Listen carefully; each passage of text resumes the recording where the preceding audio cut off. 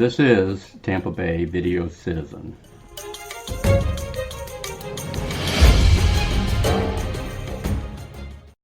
The 2022 legislation roundup was held at the Cuban Club in Tampa.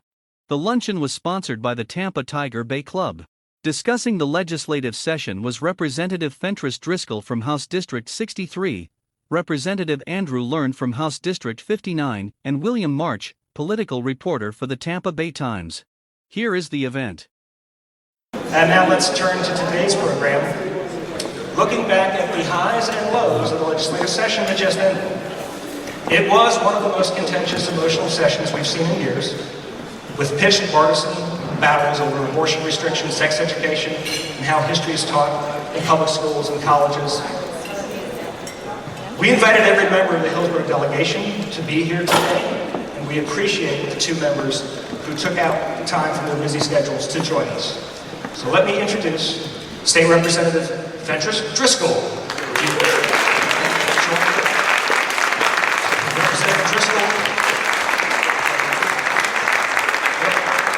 Representative Driskell was elected in 2018 and will be the House Majority Leader for the 2024-26 term, the first black woman to serve in that role. And she was unanimously elected by people. Next, I want to introduce State Representative Andrew Learned.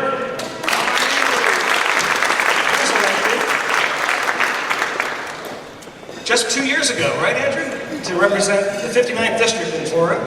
He's a Navy veteran, served in the United States Navy for 4 years before transferring to the Navy Reserve in 2013, and is still a member of the Reserve. Next up, William March, a veteran political reporter who writes a political column for the Tampa Bay Times. It appears in print on Sundays and online. You never know when it's going to be online, but thanks for being here, Wendy. I'm going to start with a few questions for our panel, and then we'll open it up to questions to all our members. One of the most contentious issues this year was HB 1557, which was officially called the Parental Rights and Education Act, which critics dubbed the Don't Say Gay bill. Now, the governor says gay does not appear in the bill, and he really objects to that term. You have used it frequently. Tell us why, and tell us why you had such strong objections to that bill. Well, thanks for the question, Tom. And first, thank you to all of you. It's so great to see you. It's been a long time since I've had a chance to be physically present with you all at Tiger Bay, because I think last year's wrap-up was probably virtual. So it's nice to see everybody, and just wanted to give a special shout out to the candidates in the room, all of you who stood up and who are taking that step and putting yourself out there. I know that it is not easy, but I promise you that despite all of the headaches and all of the things that you go through, being able to serve is worth it. It's the price that you pay for being able to serve.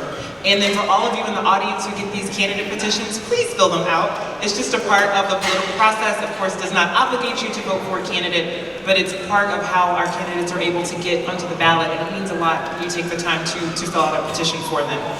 Now, with respect to House Bill 1557, the Don't Say Gay bill, you're right. If you look at the plain text of the bill, it does not say gay, but what it says is sexual orientation. And last time I checked, gay is a sexual orientation.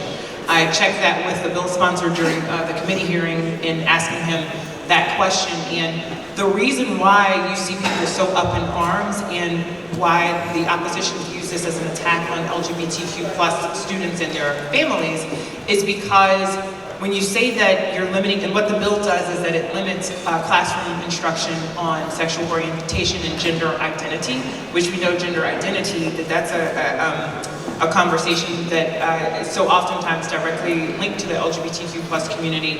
When you see a bill that is aiming to limit classroom instruction on those topics, it feels like a direct attack on our LGBTQ+ students and their families.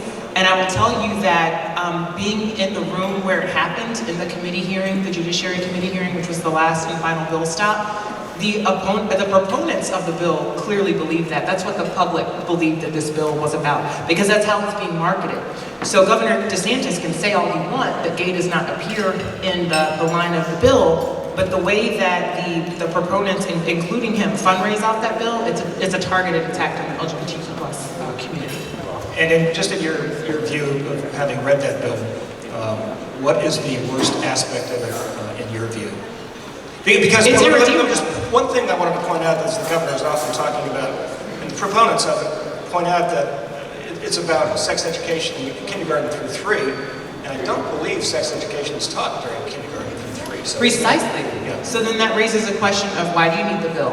And then you consider that there was an amendment brought by Senator Shepard Jones to remove some of the more incendiary language that's triggering to people, to LGBTQ plus Q students, their families, and their allies. Let's remove that, and if what we're actually talking about is sex education, let's amend the bill to include sex education. But they refused to do it. And, So and Jeff what is this Brandis about? had a similar amendment. It was Jeff Brandis' idea, I In the think, but Senate. Chev wound up carrying it. And in your view of having read that bill, what is the worst aspect of it in your view? Because It's irredeemable. just one thing I wanted to point out is the governor is often talking about, and the proponents of it point out that it's about sex education in kindergarten through 3, and I don't believe sex education is taught during kindergarten through 3. So Precisely. Yeah. So then that raises a question of why do you need the bill? And then you consider that there was an amendment brought by Senator Shepard Jones to remove some of the more incendiary language that's triggering to people, to LGBTQ plus Q students, their families, and their allies. Let's remove that, and if what we're actually talking about is sex education, let's amend the bill to include sex education. But they refused to do it. And, So and what Jeff is this Brandis had a about? similar amendment. It was Jeff Brandis' idea, I In think, the but Senate. Chev wound up carrying it. Okay, thank you. And Andrew, I think you had a few pointed words about that bill, and it prompted an unusual walkout by your Republican colleagues. Is that right? I did, and first of all, it's good to see you all again. If we could just start with one thing. No, I just wanted to echo exactly what you had just got up. Senator Brandis, a Republican, filed a bill that would have said you can't talk about sex before 3rd grade, which I completely agree with. And to anybody who says this bill wasn't a targeted attack on LGBT kids, like I would remind them that they should have taken that bill. I mean, the Republicans, by blocking that, said that they wanted 3rd graders and 1st graders and kindergartners taught about sex. They just didn't want to talk about gay sex. And I think that's a very clear indication of what the target of the bill was.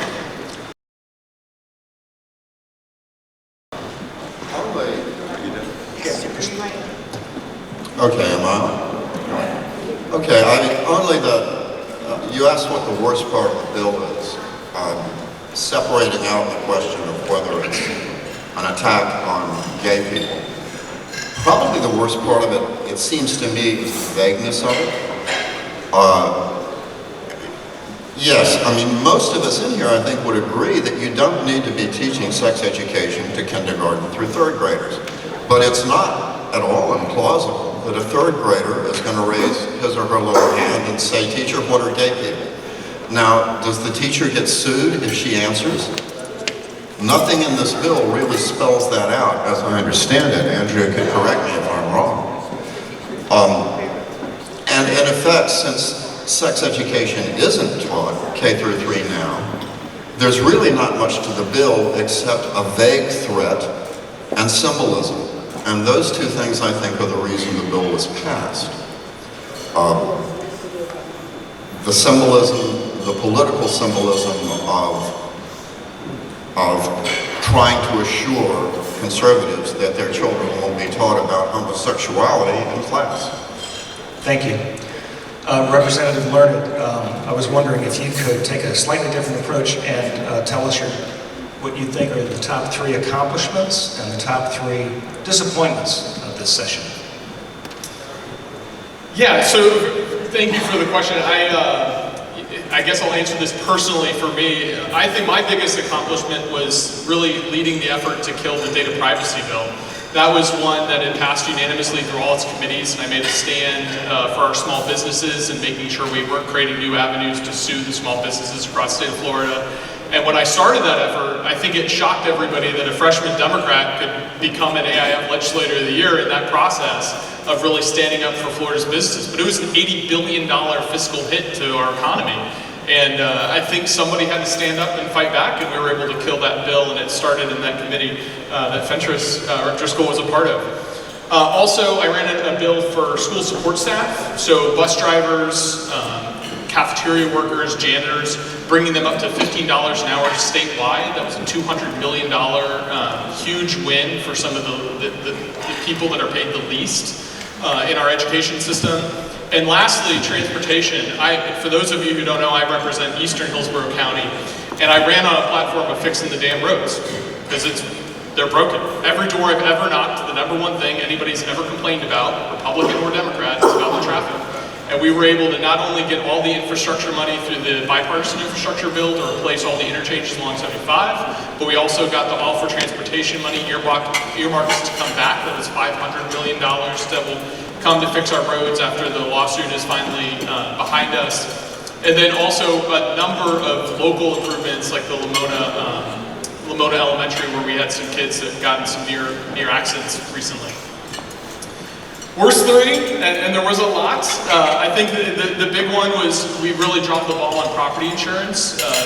Homeowners across the state and renters are seeing 40% year-over-year increases on their property insurance bills. The legislature just walked away with doing nothing on it. I ran 2 bipartisan bills. I had the Koch brothers, Americans for Prosperity, come and speak in favor of my home kitchen bill. So if that doesn't tell you something, that the Koch brothers are back in Andrew Learned's common sense bill to help deregulate and inspire a new generation of home chefs. Also, I ran a big bipartisan cannabis legislation that had all sorts of things as far as just keeping harmful products out of the hands of kids, but also making it a lot cheaper for our patients to get their medicine. That was a huge missed opportunity.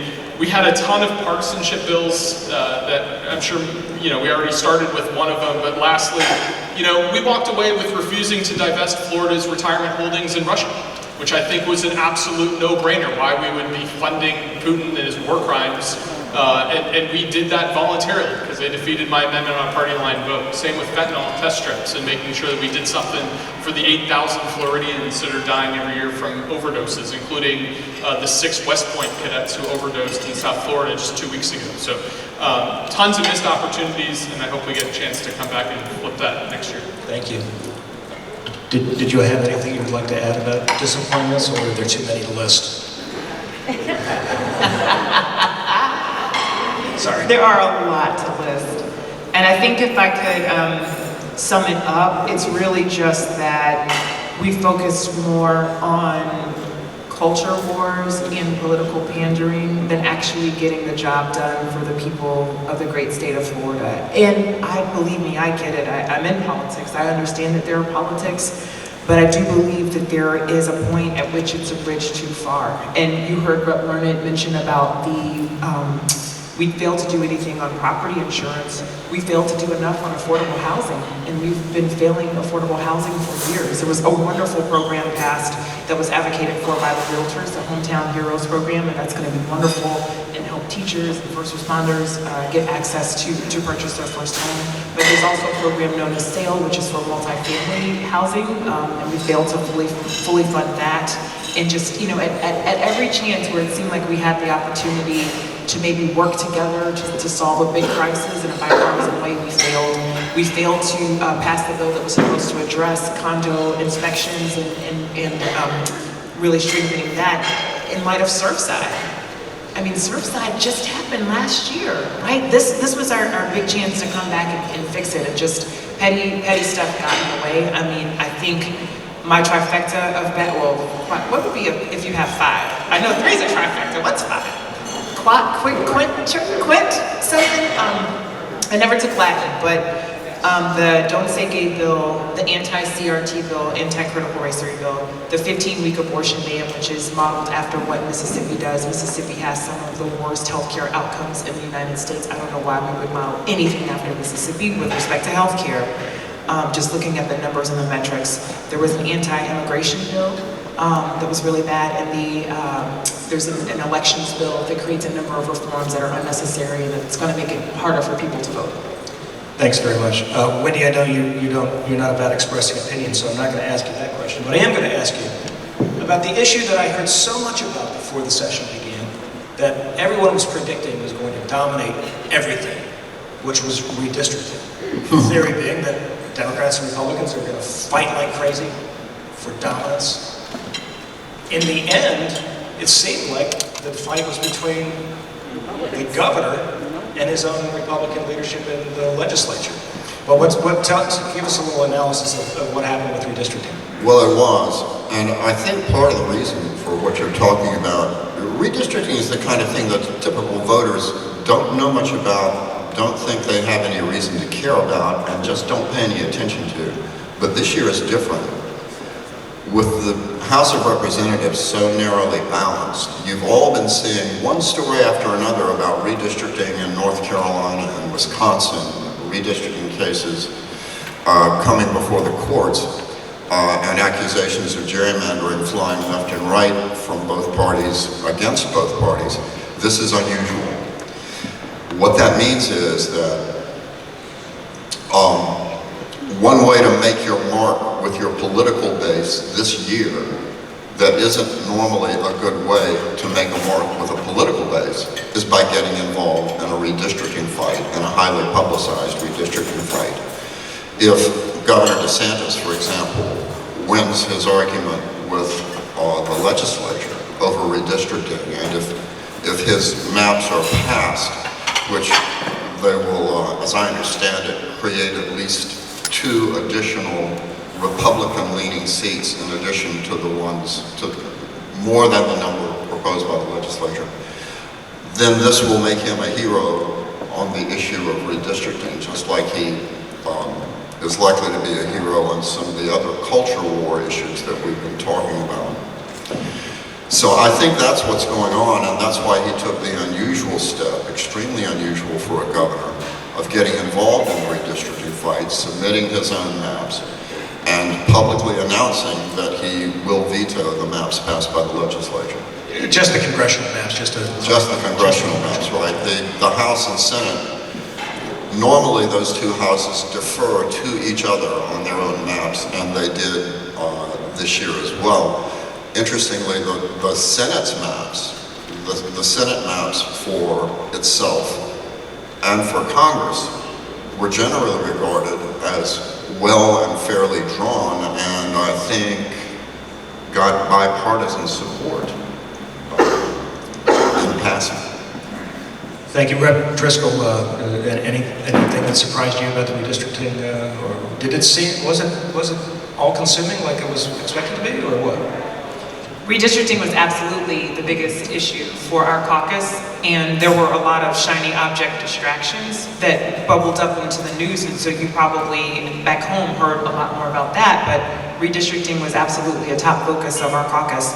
And I would say, I think Wendy summed it up really well, but it's not even that it was an unusual move by the governor to get involved, it was an unprecedented move since the time that our state was founded on March 3rd, 1845, for a governor to involve himself in redistricting. And separation of powers matters for a reason, and it matters, and we have it for a reason. And it is within the constitutional purview of the legislature to draw the maps. What was interesting is that we would hear from our Republican colleagues in the committee leadership, well, the governor's a citizen just like anybody else. I might agree with that, except for that he holds the veto pen. Anybody else hold a veto pen? I don't have one. I'd love one. He has the veto pen, and it is not proper for him to interject himself into that. And it was actually, we were debating on the floor. Remember that, Rep. Learned? We were asking questions and in debate on the floor, and the governor tweeted, "I'll veto whatever gets passed," which created quite a scramble in the room, if you can imagine. The other thing that I would add is that the legislature passed 2 maps, not just one, which is what is typically done. We passed 2, which is legislating to me in the alternative, and basically saying to the court, if you don't like our first plan and you think that's unconstitutional, then just see Plan B. And that's typically not how it's done. It's abdicating our duty and giving it to the court and allowing the court to legislate from the bench, and that is not what we should be doing. Do you expect that there will be a special session if he does veto those maps? I expect that there will be a special session, but I'm not actually quite confident that the Constitution gives the governor authority to call us back for a special session on the congressional maps. He can on the state house and state senate maps, but not necessarily on congressional. So what likely would happen is that they would call us back on other issues too, like property insurance, the property insurance crisis that Rep. Learned was mentioning. Thank you. Rep. Learned, was there some... Wendy, did you have something on that? Well, I guess one thing I want to say, since both of the other folks up here are Democrats and I'm sort of neutral, if Art Wood or Mark Sort of, Proctor... I hope you are neutral. If Art Wood or Mark Proctor or April Schiff were sitting up here, they'd probably point out that having the veto power doesn't deprive the governor of any other civil rights. And they probably also point out that even though this is the first time a governor has openly, overtly gotten involved in the process by submitting his own maps, it's certainly not the first time a governor has ever sought to exercise influence over the redistricting process. Typically they do it by using the veto threat to affect the legislative decisions, not only on the congressional maps, but on the maps for the legislative houses themselves. Behind the scenes. Behind the scenes. So maybe this is a little more transparent process. Rep. Learned, was there anything you wanted to add to this discussion before we get to audience questions? The only thing I would say is, even after redistricting, I talked to a lot of politicos who talk about districts, and they talk about the history of districts, and I would just remind everybody that the conversation is totally different.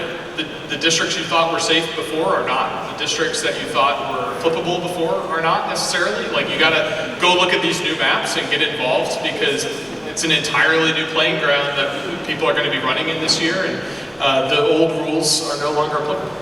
Thank you. And to Whitney's point, I did want to remind everyone we did invite every member of the Hillsborough delegation to attend, and I really wish we had had Republican representation here today, because this is a bipartisan club to its core. So, if you all are ready, anybody have any questions? Stand and give us your name. Mimi Osiason. Are there so many people who agree with the Republican side of what's been called the culture wars, that when the next vote occurs, they are going to ignore the fact that so many issues that really affect them were not addressed? Whoever wants to go first. I'll just respond by saying I do think it's a test, right? I think coming into this cycle, there was a lot of headwinds against the Democrats just in general. It's the first midterm for a Democratic president, so historically we haven't fared well in those sorts of fights. And then the Republican legislature, which is basically a near supermajority in both the House and the Senate. They have power in the legislature and they have the governor's office. They decided to come to Tallahassee and double down on divisive culture war issues, which really alienated the very people they're going to need in the middle. I think the big test is going to be whether that works for them or not. If it works, if they're able to come back with a greater majority than they have now, then they're absolutely going to double down, and next year will be worse because they tested it and they were right. I think we all have a responsibility to try to fight back, and middle of the road people standing up is how we can hold accountable that power. I think there is going to be dissatisfaction over things like property insurance, failure to fix the property insurance market. But I see Mimi's question as a political reporter covering campaigns and horse races. And my question is, how many people are going to specifically identify the lack of legislation on property insurance with either party, either the Republicans or the Democrats? Now, I think it's also worth noting that polling on at least some of what we're calling the culture war issues, like the Don't Say Gay bill, has generally been positive, showing that significant numbers of people, and I think probably pluralities or majorities, are in favor of that. The big test, I think the big question, is the abortion bill. This is the one where I think the culture war issues, this is really the only one of the culture war issues that I see as having the potential to alienate a large number of people as somebody who follows the machinations of political consultants a lot, I cannot see a television ad, a TV political attack ad, based on the Don't Say Gay bill. Now maybe there's a consultant out there who will correct me and describe how one could be done, but I don't see it. Thank you. Our next question is from Angela Birdsong, candidate, Hillsborough County Commission. I was wondering if you can give me a status on the seat that the governor was just trying to, the African American seat that the governor was just trying to wipe off the map. I'd be happy to take that one. And how you see Kathy Castor's seat coming out. Sure. So, it was the old Congressional District 5, which covered a lot of the Panhandle, including Gadsden County, which is the only majority-minority county that we have in the state of Florida. It happens to be majority black. It's currently represented by Congressman Al Lawson, and it goes all the way east to Jacksonville. And we have a policy landscape that includes the Federal Voting Rights Act, that includes attendant case law, that includes Florida's Constitution and the fair district's constitutional amendments that our voters voted for. And when you take all of that together, what it says is that anytime that you have diminishment, it's unconstitutional. You have to provide for minority communities and language minority communities to be able to elect the candidate of their choice. And if you reduce that, it's diminishment and it's unconstitutional. So with the maps that were passed by the legislature, still weird to say maps, not a map. The first one, Plan 1 or Plan A, most closely resembles the governor's map, but it would create keep a minority black access seat in Jacksonville. It'd just be in Duval County. The challenge is then what happens to Gadsden County, which is a majority minority county. Isn't that diminishment for Gadsden County and the others who are losing representation? And then I think the latter part of your question was about the seat currently held by Congressman Castor. And I'm trying to remember, and you have to forgive me, I still have session brain. We just finished on Monday, so I'm trying to keep it straight. But one of those had an east-west configuration, one had a north-south. Do you remember which, Andrew or Wendy?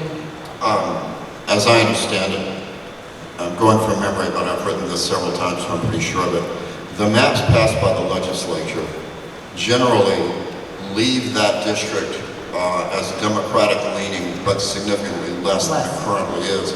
I think the difference is currently it's 10 to 15% Democratic leaning, and the legislative maps reduce it to 5. The governor's map takes the opposite approach. It uses the district as a Democratic sink to keep Democratic voters out of the surrounding districts, and it actually increases the Democratic advantage in Castor's district to something like 20%, which would make it basically an insurmountable climb for a Republican challenger. That's, of course, what it has been close to an insurmountable challenge for a Republican, basically since the district was formed. And I think the history of that is that originally the district was intended as a minority access district. It just happened that the first occupant to win it was not a minority, it was white, and Kathy Castor's held it since. Thank you.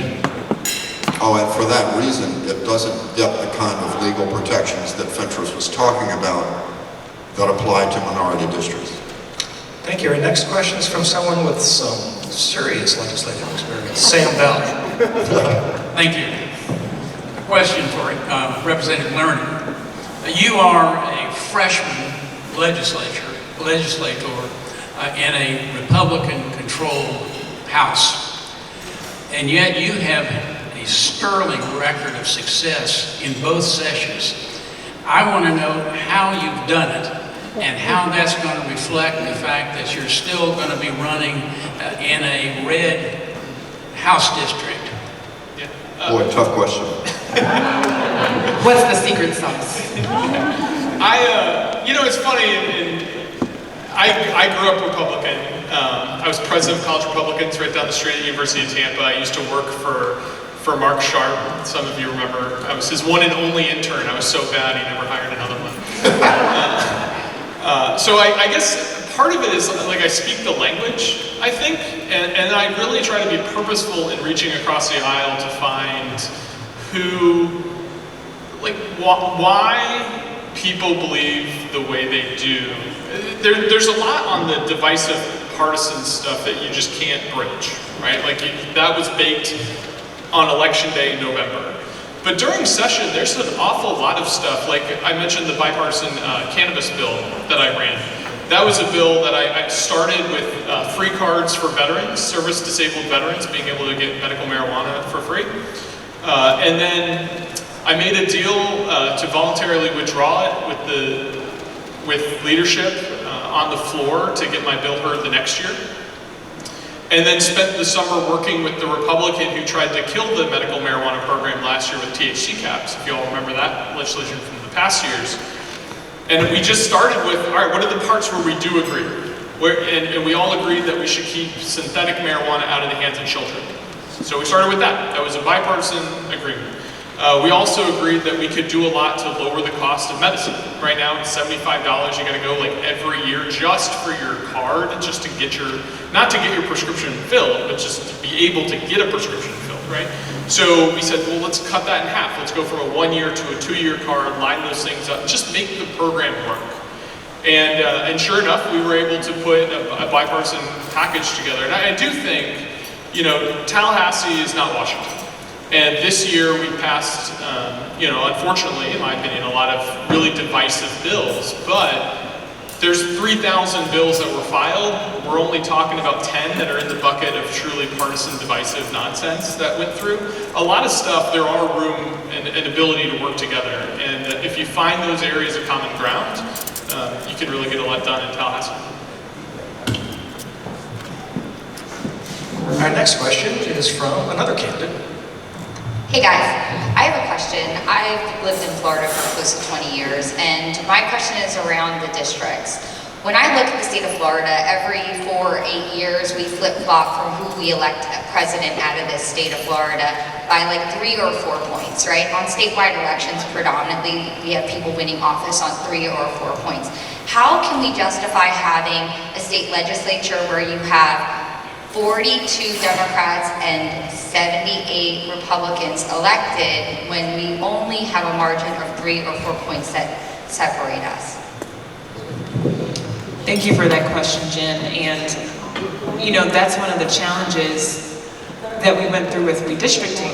And we asked for the information, we asked for the data, we asked for what's basically called a functional analysis on all of the seats that were being drawn so that we could have a better understanding of how those districts would perform in the newly drawn configurations. And the response was just, no, we're not gonna do it. We don't have to do it. Nobody's gonna make us do it. And so we didn't do it.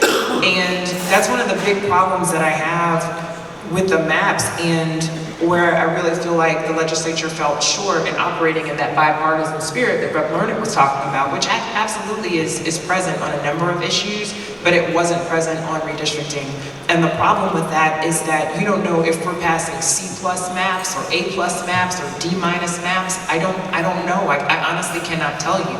I can tell you that at least in the maps that passed on the floor, they were looking at, for example, Congressional District 5, that's the one that Angela was asking about, Angela Birdsong was asking about, that would diminish representation. And even with that newly drawn district in Jacksonville that would keep it as a Black minority access seat, it performs less than it does now. And so that is diminishment.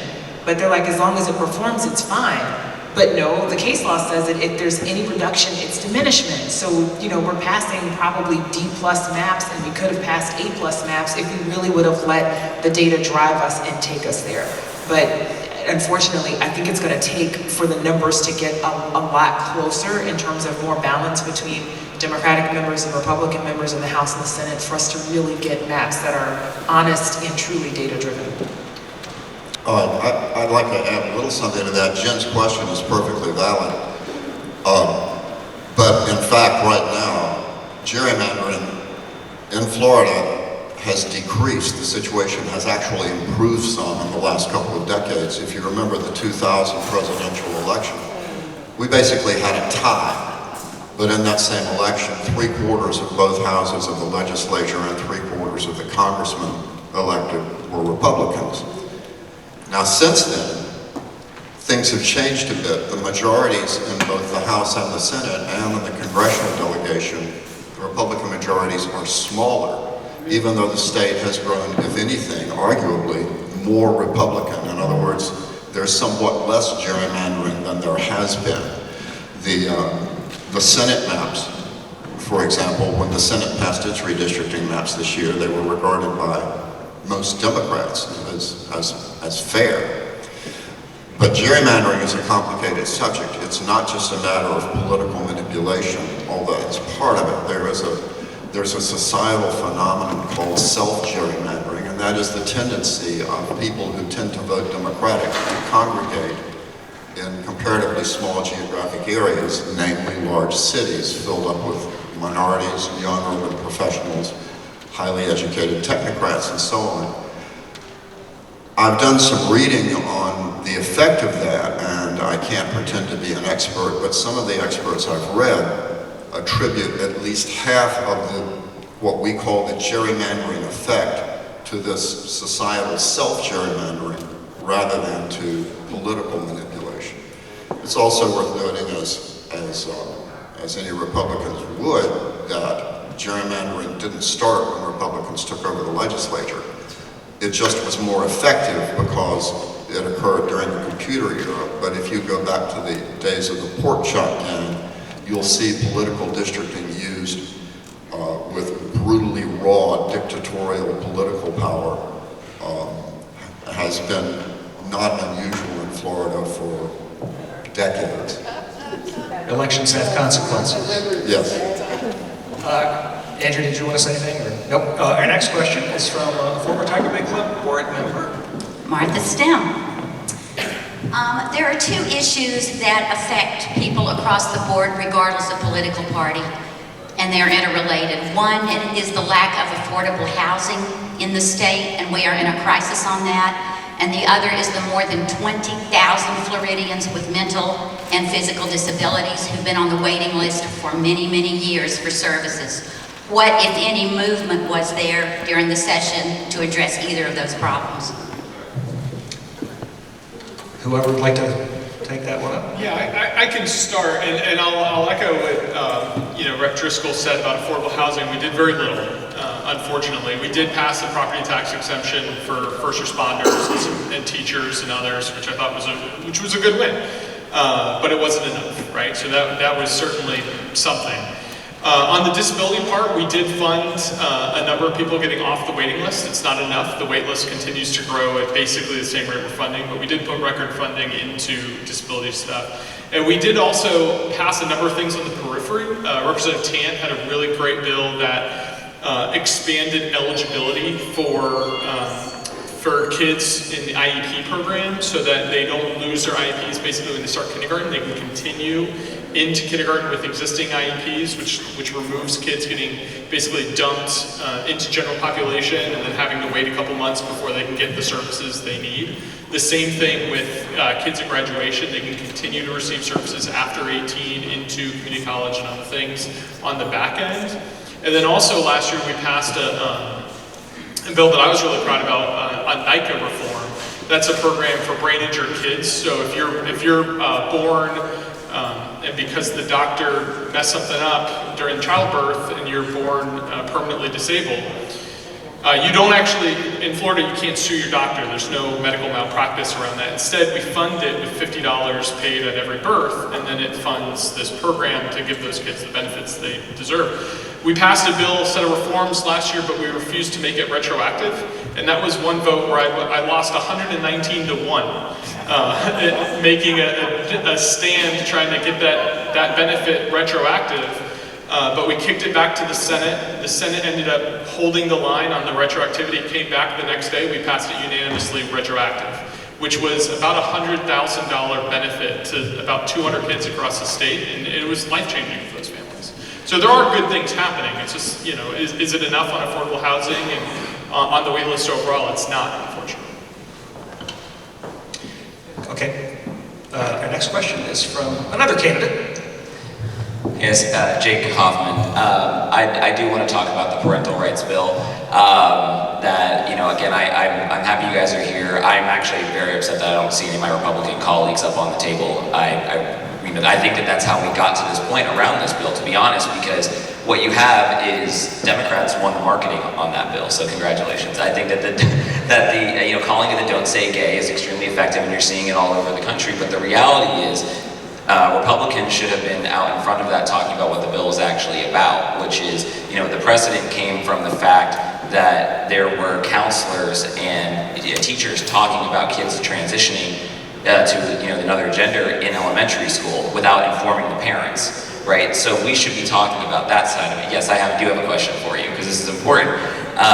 Is that, you know, if you're talking about transitioning kids in kindergarten through 3rd grade, my question to you guys as the state representatives is what age would you allow your own kids to transition, and what age would you allow them to see a counselor to start transitioning if it's, and you guys can answer with just a number.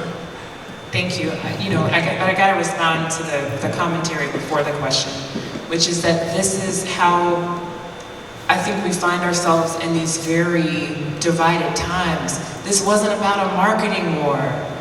These are about families, young people in their lives. You know, I had Republican colleagues say the same thing to me that you did, like, wow, you guys really won the marketing war on that, as though that's supposed to be a victory to me or make me feel better.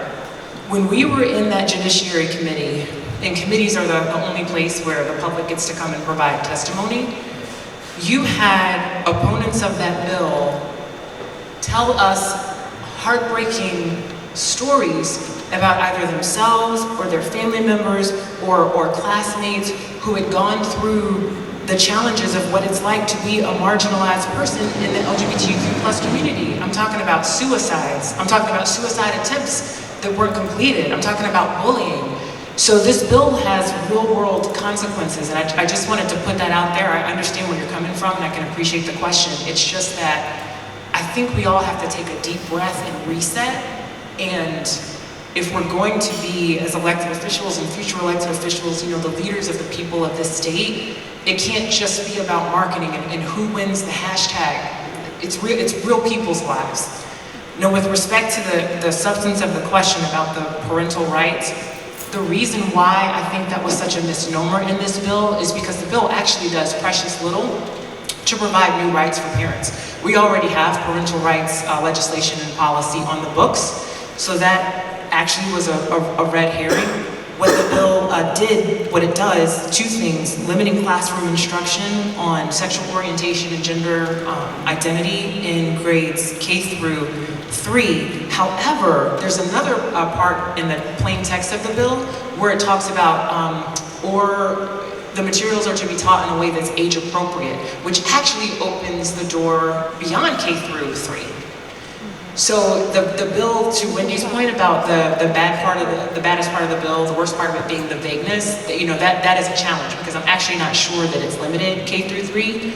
And then in response to the last part of your question, I mean, that is such a personal decision. One other thing about the bill, which is, because I said it does 2 things. The other is that it puts our teachers in a really awkward position, because, my God, when are we going to give our teachers the benefit of the doubt and the support that they need?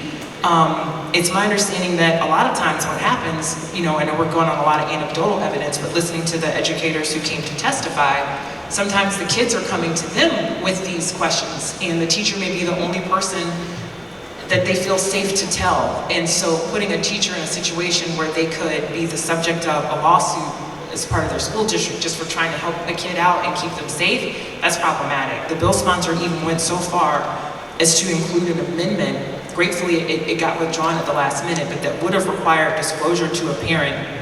The principal would have to come up with a plan to disclose to a parent within 6 weeks in situations where the teacher and principal had reasonable expectation to believe that the kid would be subject to abuse. I mean, this... Thank you. Jake said Democrats won the marketing war. I'm not sure that's the way I put it. They did win the soundbite war, but that's not all there is to marketing. As I said, I think I've seen polling that shows generally people tend to, at least by some degree of a majority or a large plurality, tend to favor this bill. The question of confidentiality between a student and a counselor, to me, is a thorny issue that probably needs to be dealt with. It wouldn't surprise me if a middle school child or even a young high school child goes to see a school counselor and makes the assumption that he or she can talk in confidence to that counselor. Maybe that's something that needs to be cleared up in the future. Should a child in school be able to have confidence, the same kind of confidence that you have going to a doctor or a psychologist or psychiatrist? Thanks very much. Sorry, can I jump in on that real quick? Because I do want to just echo part of what you said, Jake, which is we do have, good principled Republicans, and it is unfortunate that they're not here. But, I do think, to answer your specific question, what age? Third grade's fine. I just think it shouldn't be about LGBT issues. I think it should just be no sex ed before third grade, period. And we offered that amendment, and that amendment was defeated on party lines. I think third grade's reasonable. I just think, again, it shouldn't be discriminatory to LGBT kids. It should just be like no talk about sex before third grade, period. And I will say, it is not lost on me the overall, I think, Republican impetus of the bill, right? To Rev. Driskell's point, we passed the parental bill of rights last year. And then this year, this is a bipartisan forum, so I think we have a responsibility to speak candidly about things. I was the only Democrat who broke ranks on a parental rights bill on books and making sure that parents had transparency on what was in libraries. And I think we need to be principled in our convictions because, we do take an oath to the flag and not to a political party. And it's unfortunate that there is one party that's just like locked down and not participating in the public discourse right now, and there's another one that is. Thanks very much. We're running out of time, so we're going to try to fit in 2 or 3 more questions. Yeah. My name is Blair Harvey. I lived in Tampa all my life. I just have a question. Was there serious discussion this year by the Florida legislature of how we are going to prevent the next Piney Point type of incident from occurring? It seems like, just from an average citizen's perspective, that it's very reactionary type of spending when these issues occur. Has there been discussion of being proactive, raising money and allocating this for on-site audits of these type of companies, etc.? Yeah, I'll take a very quick stab at it. There was no legislation that passed. That said, there was some overall reforms in the sense that Mosaic has much stronger reserves, and they're required to have those reserves now to remediate any old stacks. There's an ongoing conversation in the future about what to do with those stacks. I know there's a push to mine some of those stacks for rare earth elements and to use some of it in a recycle mechanism. I'm not making any judgment on that. I'm just saying that there is a conversation going forward, but it didn't pass this year. Thanks very much. We're really running out of time, so I would like to try to fit in 2 more questions if we can. Our next question is from Soraya. This is my question. In light of all the birth control that's available, why is this abortion thing still an issue? Why? Right, I wish that it were not an issue. I don't think it should be an issue. More emotional than factual, in the sense that there are bills that attempt to change. Yeah, Roe v. Wade is still the law of the land. There are challenges to it winding its way through the courts, and it basically just says that a state has to have a compelling interest in order to regulate abortion prior to viability. So, I do think it's more of an emotional issue. It doesn't tend to be based on fact or logic or the context of a woman's life or a pregnant person's life and what issues they may be going through. I wish it's a conversation that we can move beyond, because so far in the past, every challenge to Roe v. Wade has failed, and I feel like it's just an issue that's a wedge issue that continues to divide us. Thank you. Our final question is from Lynn Hertak. I'm the Vice President of Old Seminole Heights neighborhood in this city, and I cannot believe this has not been broached yet, which is why I'm asking it.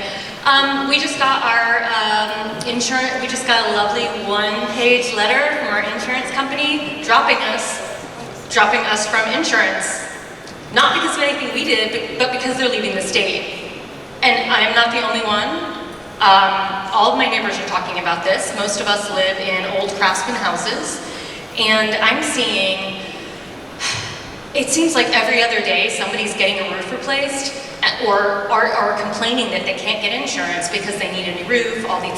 So my question is, nothing was done about this. And I'm looking directly at the governor. What can you do? Are you planning a special session?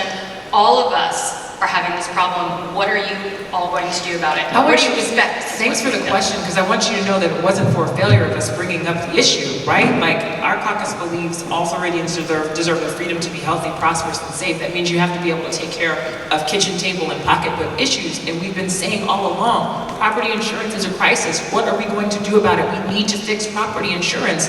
Unfortunately, we just don't have the numbers, but we continue to push, we continue to advocate for common sense changes. We have members who put amendments on bills trying to provide rate relief, including our leader, Evan Jenny, and it was voted down on party lines. I mean, it is unconscionable what is happening, because there are real issues that you need us to deal with. That's what I went to Tallahassee for. Is that what you went to Tallahassee for? That's what we went to Tallahassee for. I do want to give my Republican, though, and Democratic colleagues a break, those of them who are not here today. We just finished session on Monday. Everybody's really tired. You know what I mean? Like, it's spring break. You got session mush brain. So sorry that more of us couldn't be here, but I know Rep. Learned and I are glad to engage in the conversation. So, Do we have time for me to the property insurance bill failed late in the session, so did condo reform, and to me this brings up an issue that I've seen for years in covering Tallahassee. Regardless of which party's in control, they always run out of time. The most important issues tend to be the most technical and the most difficult ones, and they often, those issues also have a strong tendency to die at the end of the session when agreement can't be reached because they run into the 60-day limit. And the fact that no property insurance bill passed, I'm not sure it has to do with incompetence or failures of either party. I think it has to do with the technical difficulty of the subject and the time limit, unrealistic time limit on meetings in the Florida legislature.